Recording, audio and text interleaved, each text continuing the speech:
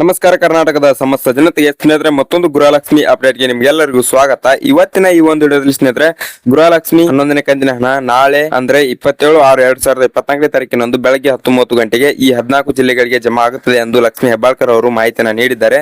ಅದೇ ರೀತಿಯಾಗಿ ಸ್ನೇಹಿತರೆ ಆ ಜಿಲ್ಲೆಗಳು ಯಾವುದು ಎಂಬುದನ್ನ ಈ ಒಂದು ವಿಡಿಯೋದಲ್ಲಿ ಸಂಪೂರ್ಣ ತಿಳಿದುಕೊಳ್ಳೋಣ. ಅದೇ ರೀತಿಯಾಗಿ ಇನ್ನೂ ಯಾರು ಚಾನಲ್ಗೆ ಸಬ್ಸ್ಕ್ರೈಬ್ ಆಗದೆ ನೋಡ್ತಾ ಇದ್ರೆ ನೋಡಿ ಬೇಗನೆ ಸಬ್ಸ್ಕ್ರೈಬ್ ಮಾಡ್ಕೊಂಡ್ಬಿಟ್ಟು ಬೆಲ್ ಐಕಾನ್ ಆಲ್ ಇಟ್ಕೊಳ್ಳಿ. ಯಾಕಂದ್ರೆ ನಾವು ಯಾವುದೇ ವಿಡಿಯೋಸ್ ನ ಬಿಟ್ರೆ ನಿಮ್ಗೆ ಮೊದಲು ಬಂದು ಮೆಸೇಜ್ ತಲುಪುತ್ತದೆ. ಅದೇ ತರನಾಗಿ ವಿಡಿಯೋಗೆ ಲೈಕ್ ಮಾಡ್ಕೊಳ್ಳಿ. ನಿಮ್ಗೆ ಏನಾದ್ರು ಗೃಹಲಕ್ಷ್ಮಿ ಅಪ್ಡೇಟ್ ಅಲ್ಲಿ ಪ್ರಾಬ್ಲಮ್ಸ್ ಆಗಿದ್ರೆ ಕಮೆಂಟ್ ಮಾಡಿ ಅದರ ಬಗ್ಗೆ ಒಂದು ವಿಡಿಯೋ ಮಾಡಿ ಸಂಪೂರ್ಣವಾದ ಮಾಹಿತಿನ ತಿಳಿಸಿಕೊಡೋಣ. ಅದೇ ರೀತಿಯಾಗಿ ಸ್ನೇಹಿತರೆ ವಿಡಿಯೋನ ಸ್ಕಿಪ್ ಮಾಡೋದನ್ನ ನೋಡ್ಕೊಳ್ಳಿ. ಯಾಕಂದ್ರೆ ನಾವು ಹೇಳಿರೋ ಮಾಹಿತಿ ನಿಮಗೆ ಕ್ಲಿಯರ್ ಆಗಿ ತಿಳಿಬೇಕಂದ್ರೆ ಎಲ್ಲಿ ಸ್ಕಿಪ್ ಮಾಡಿದಾಗ ಸಂಪೂರ್ಣವಾಗಿ ನೋಡ್ಕೊಳ್ಳಿ. ಹೌದು ಸ್ನೇಹಿತರೆ, ನಾಳೆ ಅಂದ್ರೆ 27/6/2024 ತಾರೀಕಿನಂದು ಬೆಳಗ್ಗೆ 10:30 ಗಂಟೆಗೆ ಗೃಹಲಕ್ಷ್ಮಿ 11ನೇ ಕಂತಿನ ಹಣ ಈ 14 ಜಿಲ್ಲೆಗಳಿಗೆ ಬಿಡುಗಡೆ ಮಾಡುತ್ತೇವೆ ಎಂದು ಮಾಹಿತಿಯನ್ನು ನೀಡಿದ್ದಾರೆ.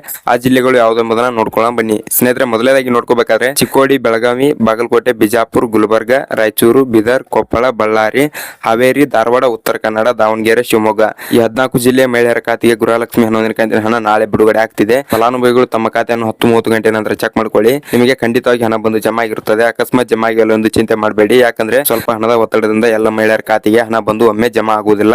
ಆದ್ದರಿಂದ ಸ್ವಲ್ಪ ಗಂಟೆ ಕಾಯ್ದ ನಂತರ ಚೆಕ್ ಮಾಡ್ಕೊಳ್ಳಿ. ನಿಮಗೆ ಖಂಡಿತವಾಗಿ ಹಣ ಬಂದು ಜಮಾ ಆಗಿರುತ್ತೆ ಸ್ನೇಹಿತರೆ. ಅದೇ ರೀತಿಯಾಗಿ ಸ್ನೇಹಿತರೆ, ಇದಾಗಿತ್ತು ಇವತ್ತಿನ ವಿಡಿಯೋ. ಇದೇ ತರನಾದ ಮಾಹಿತಿಗಾಗಿ ನಮ್ಮ ಕರ್ನಾಟಕ ಸಿಂಧು ಯೂಟ್ಯೂಬ್ ಚಾನಲ್ ನ ಸಬ್ಸ್ಕ್ರೈಬ್ ಮಾಡ್ಕೊಂಡು ಇಟ್ಕೊಳ್ಳಿ. ಅದೇ ತರನಾಗಿ ಬೆಲ್ ಐಕಾನ್ ಆಲ್ ಇಟ್ಕೊಳ್ಳಿ. ಯಾಕಂದ್ರೆ ನಾವು ಯಾವುದೇ ಮಾಹಿತಿಯನ್ನು ನೀಡಿದ್ರೆ ನಿಮಗೆ ಮೊದಲು ಬಂದು ಮೆಸೇಜ್ ತಲುಪುತ್ತದೆ. ಅದೇ ತರನಾಗಿ ವಿಡಿಯೋಗೆ ಲೈಕ್ ಮಾಡಿ. ಅದೇ ತರನಾಗಿ ನಿಮಗೆ ಯಾವ್ದಾದ್ರು ಯೋಜನೆಯಲ್ಲಿ ಪ್ರಾಬ್ಲಮ್ಸ್ ಆಗಿದ್ರೆ ಕಾಮೆಂಟ್ ಮಾಡಿ ಅದರ ಬಗ್ಗೆ ಒಂದು ವಿಡಿಯೋ ಮಾಡಿ ಸಂಪೂರ್ಣವಾದ ಮಾಹಿತಿನ ತಿಳಿಸ್ಕೊಡೋಣ.